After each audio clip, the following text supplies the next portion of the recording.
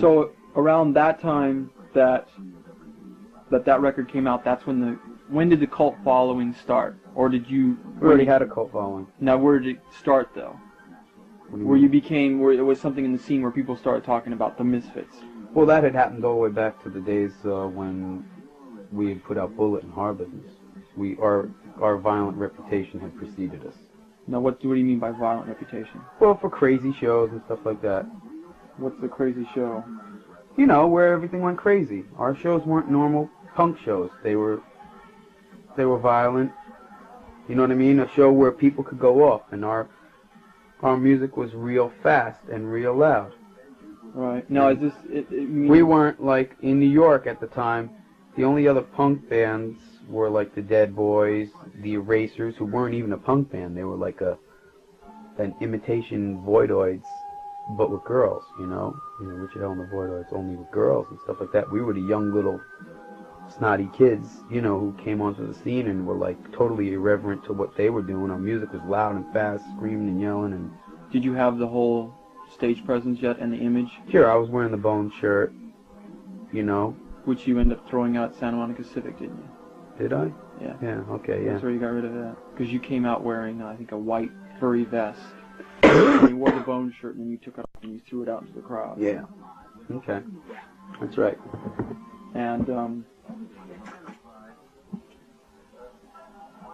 not starting. So, let's see. So you had the devilocks. Jerry had, what he used to do was spike his hair, but it kept on falling down. He had blue spiky hair like in 78, 77. Actually 77. So in 78, he wanted to know what he could do with it because it kept on falling down. And I said, well, why don't you just slick it all up?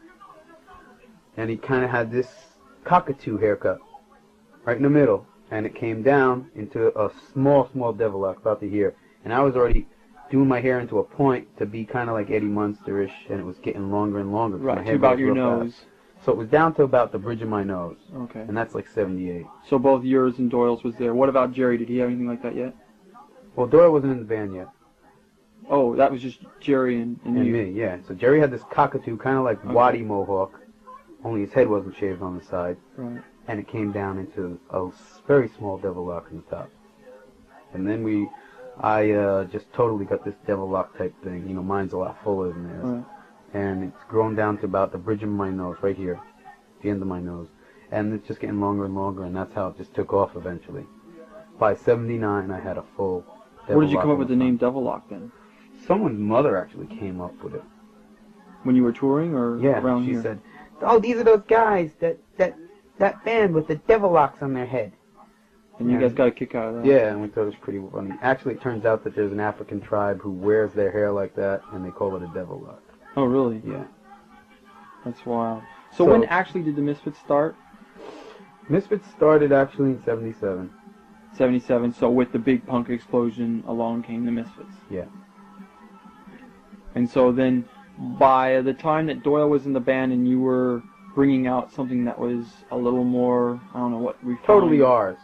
Yeah, totally yours. Totally ours. What year was that? About 81? No. We were totally ours in 79.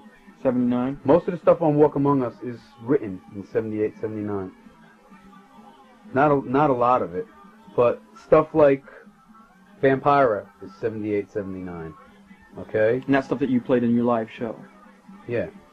That, there's a few other ones on there that are 79. Like, I Turned Into a Martian is 79. Late 79. All that stuff.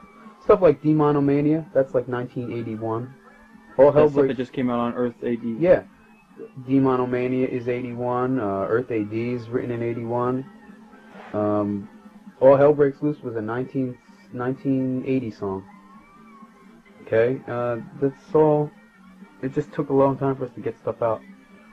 So once the record came out on Slash then, and it brought the limelight to the band, because basically you were underground until that record We were a cult band until that, a serious cult band. We'd show up at a place. Right, it didn't have the following like it does now. Exactly. And then you came out into the limelight because there was the publicity for it and whatnot. So what happened to the band after that?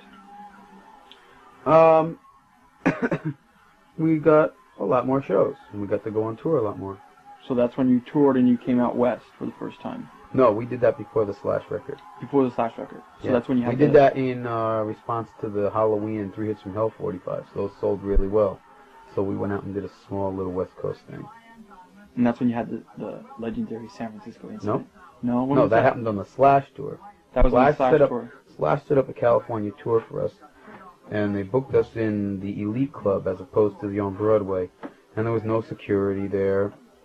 It was run by Wes Robinson, who you know. Right, he does Ruthie's in Yeah, Brooklyn. and so it was just a total ridiculousness. And so basically you had that incident that happened there. And that was the second tour that you had played San Francisco then, right? Yeah, the first time everything went great. How many people went to a show like that the first time you played? Well, the first time we played the on Broadway the first time, and downstairs the same night, Black Flag and the Meat Puppets were playing. So I think we had like about 200 people upstairs, whereas Black Flag downstairs at the MAB had about 500 or 600 people. Did the kids know the songs that were coming? Yeah, everybody who came to the show had a really good time.